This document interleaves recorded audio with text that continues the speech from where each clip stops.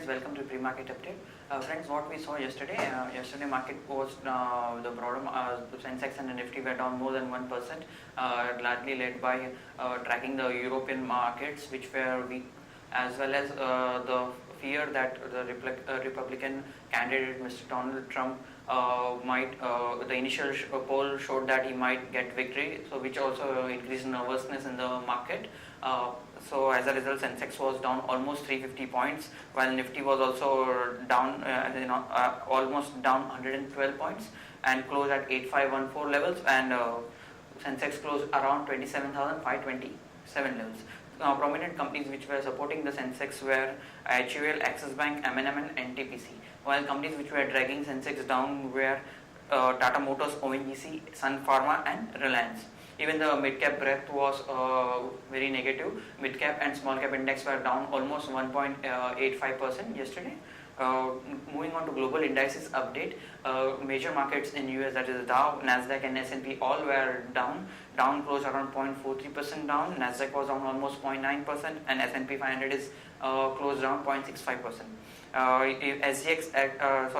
Nikkei at this point, Nikkei is not trading, and among the Asian peers, Hang Seng and Shanghai are trading marginally down at this point in time.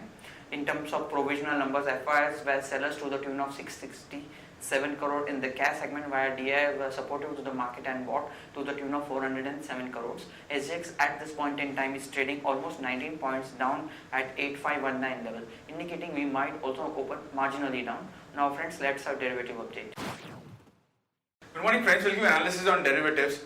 Yesterday we did show taking negative cues from the international markets. Our market did open with a gap down of around 60-70 odd points, and thereon it continued to show selling pressure, and Nifty continued to move in the southward territory, and in the mid part of the day until the last 1 hour of trading session, market moved in the narrow range of 10 to 20 points with a loss of 100 points throughout the day, but it was in the last 1 hour of trade where Nifty accelerated its downfall and eventually closed with a loss of 1.26%, settling at 8542.60.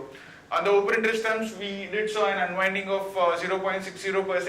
In the absolute terms, 1.13 lakh shares were shredded in the open interest. Cost of carry increased from 4.69% to 5.57%, and Nifty is trading at a premium anywhere around 27-28 odd points compared to 25-26 points. Indicating majority of the unwinding which was seen in yesterday's trade was due to the long unwinding pressure. As Nifty has been heading towards its important support of 8,500 odd levels, since 8,500 is also highest put base, and the fall which we've been seeing from the start of the series, or also from the last series, whenever the fall have mainly happened due to the long unwinding pressure. And in yesterday's trade also, it was been the same, as market did reacted negatively, mainly due to the long unwinding or profit booking by the participants in yesterday's trade. Put call ratio have decreased a bit by 2 basis points from 0.97 to 0.95, and volatility index have inched up higher ahead of the US elections, which has been scheduled in the next week. And hence volatility index have been inching higher from the start of this series. In yesterday's trade, it inched higher by around 7% from 15.74 to 16.80 odd levels. On the option side, not much of activity. 8,600 call options surprisingly have seen an addition of around 49 odd percentage, which was quite huge. However, the base of 8,600 call option is very low, and in that base, an addition of 48 percentage is not so big enough, but still it's been taken away since it's at the money option, and we have seen a call writing in the strike price. While on the put side, we have seen an unwinding 8,600 and also 8,500 put option. 8,500, remember friends, is the highest in terms of open interest with around 4.5 lakh shares into it. While seeing an unwinding in that strike price is always a negative sign for the market. While 8,400 put option have seen a minor addition of around 11% in yesterday's trade. So all in all, the outlook on the market remains a big oblique side, where 8,500 is the level to be watched out for very closely, and the activity of 8,500 put option is now would be on focus for the coming trading session. There are one securities in bank period for today's trade, that is Century Textiles. On the FIS front, the index futures have net sellers by 802 odd crores. FIS continue to be selling in index futures since the start of this series, and the open interest of FIS also went up by 1%, indicating a fresh addition of shorts was been visible by FIS in yesterday's trade also. Index options have a net buyers by 608 odd crores, while stock futures net sellers by 63 crores only, and stock options net buyers by 68 crores only. On the market level, FIDs VWAP stands at 8630 with a lower range at 8500, which is the highest put base, and high range at VWAP of 8630. S6 Nifty is trading negative, is down by 24 points and quoting anywhere around 8514, just opening above 8500 odd levels, indicating some kind of a negative opening can be expected in the morning trade. That's it from derivatives. Thank you. Now friends, let's discuss trading idea for the day. First idea for the day is Cox & Kings at current market price of 222.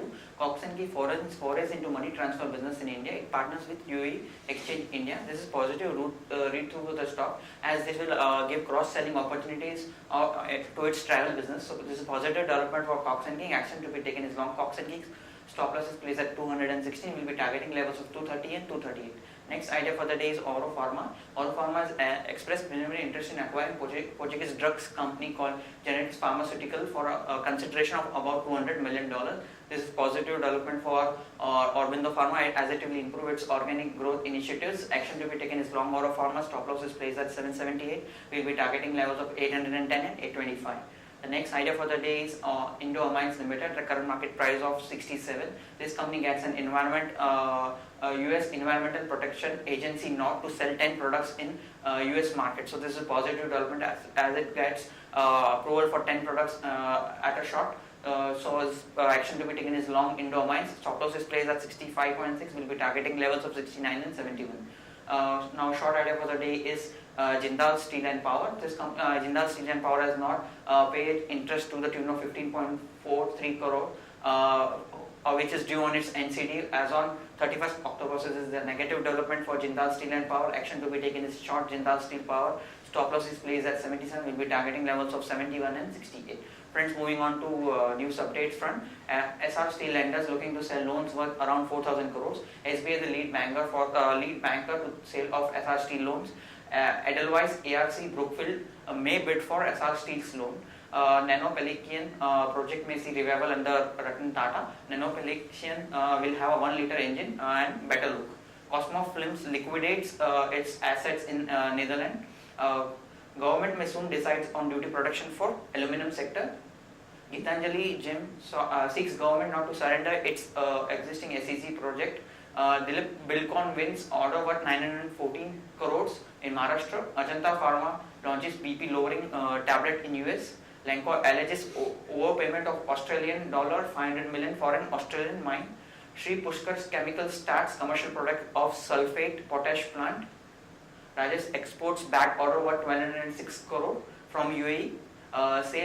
Post 20% sales growth during the April to October April to October period. DOT seeks to work on a new telecom policy from April 2017.